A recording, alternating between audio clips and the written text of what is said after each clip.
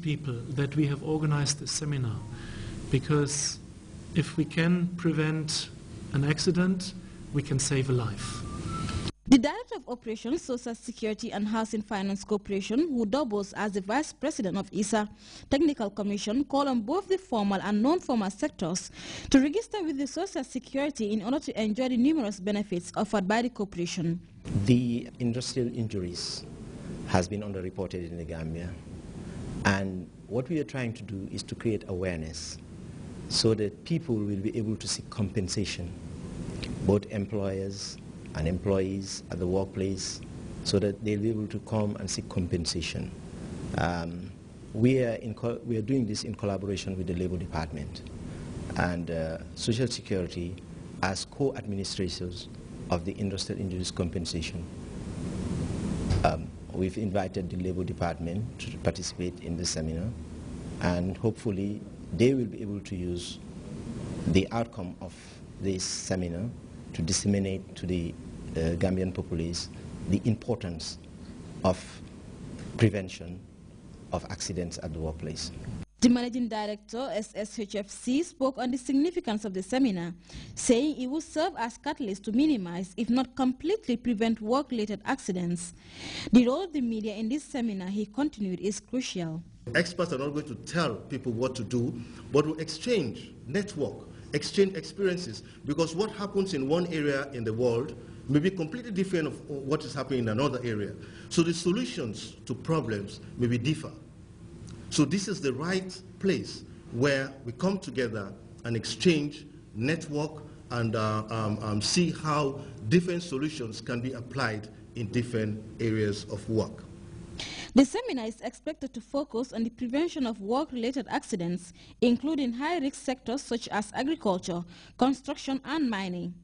It will also discuss occupational diseases in African countries, improve social protection performance in Africa, and mainstream social security activities in the informal sector to minimize workplace accidents. For GRTS News, I am Fatou Jassi. Well, shortly after presiding over the press conference, delegates began a two-day seminar which focuses on work accidents and occupational diseases in Africa. Louis Mendy attended the opening ceremony and reports.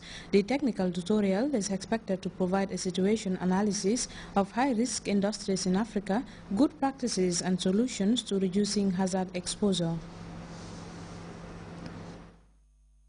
Specialists from various social security institutions, both home and abroad, converge to dialogue and learn best practices to ensure the prevention of industrial accidents and diseases. The two-day tutorial caption, Work Accident and Occupational Diseases in Africa, has its objective premise on the need to build a preventive-based, high-performing accident insurance system to protect the dignity and lives of workers. The seminar is also expected to look into challenges and training needs for the social security institutions to enable them to take the right actions at all times. This session will also look at the different categories of occupational diseases, the legal requirements, preventive strategies. Yes, preventive strategies. This is a very important point, because it will not only reduce the cost of curing, but it can prevent untimely death.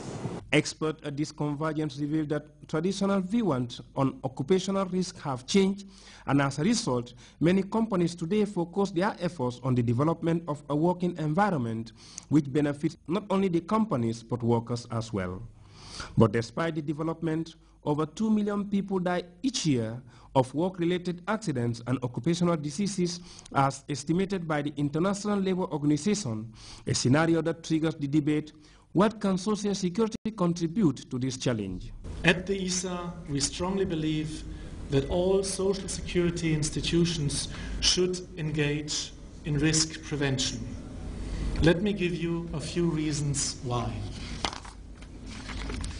First, by tackling risk factors through prevention, Social Security can offer a contribution to the individual and to society. This goes beyond the scope of paying out benefits. Compensation and rehabilitation are integral parts of Social Security. but prevention has always played a key role. Mr. Ben reiterated that is the reason why the Technical Commission of ISA is developing guidelines for social security organizations to assist them improve the prevention, performance, and addressing workplace health performance of the challenges of return to work, as well as integration. The guidelines will suggest how accident insurances and workers' compensation boards can set up prevention services and gather evidence to build a strong case for prevention. Secondly, we conducted a study on the return on prevention, and an international study has found out that there is a potential return for every dollar that a company can invest into prevention measures at the workplace, and that return can be 2.2, which means translated that for every dollar that you invest, you will have a potential return of $2.2. Mr. Brewer, the chairperson of the ISA Technical Commission on Insurance Against Employment Accidents and Occupational Diseases, is one of the tutors for the seminar. His deliberation centers on the subject preventing, reporting, and managing occupational diseases. Mr. Brewer said two reasons motivated him to choose the topics. One is the big picture and growing relevance of occupational diseases. The second reason has more to do with the exchange of experiences, a topic he emphasized is so dear to the ISA Technical Commission. This question is the reason why I'm a big supporter of the insurance solution for occupational disease. Insurance does not only guarantee that the victims of occupational disease will be compensated, even though their former employer may have gone out of business years ago. Insurance systems ensure that all occupational diseases will be treated and compensated according to the same criteria. It is hoped that this seminar will help with both employees as well as other stakeholders to create the required awareness of the importance of the skill. The report suggested that many cases of work accidents and occupational diseases are unreported as a result of lack of awareness. This seminar hopefully will address this problem. This activity by the Social Security in collaboration with ISA is in fulfillment of one of its broad mandates, building a safety net for society to protect the life and dignity of every human being. It is therefore envisaged that the Social Security and Housing Finance Corporation at the end of this seminar will join a list of institutions and governments that signed the Sewell Declaration.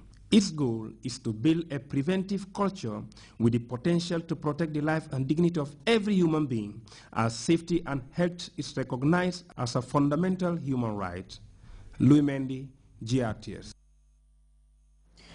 Residents of Manjai Central recently organized a mega Islamic conference that focused on the importance of mosques in Islamic societies and the benefits of spending on religious institutions.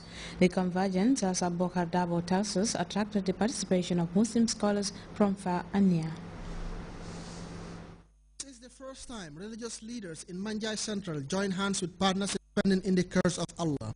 Drawing scholars from far and near, the religious convergence delved into the role of mosque during the infant stages of Islam and the significance of contributing towards their building and upkeep in Islamic societies. The conference came at a time when the community itself faces the Herculean challenge of finishing its own mosque, which has been in this state for many years now. The Alcalde of Manjai, Muhammad Salih Gomez, in his welcoming remarks, described the gathering as a blessing not only for Manjai but the country as a whole, calling on the guests to make best use of the opportunity. He hailed government for creating the enabling environment for Muslims to practice their religion without facing any difficulty. Imam Mustafa Jallo of State House Mosque, one of the guest speakers at the ceremony, explained that Islam as a civilization places high premium on its mosques not only as a place of worship but a center where religious services are rendered. Mosques, he continued, serve as schools, courts and parliaments for Muslim societies, thus making them the single most relevant institution in Islamic history. Imam Jallo concluded by seeking for assistance to complete the mosque reporting the narration of the Holy Prophet that whoever builds a house for Allah in the world will be rewarded a home in paradise. The Imam Ratib of Kotu Kware, Ustaz Alhaji Omar Dabo, another guest speaker, stated that gatherings of such nature are among the noblest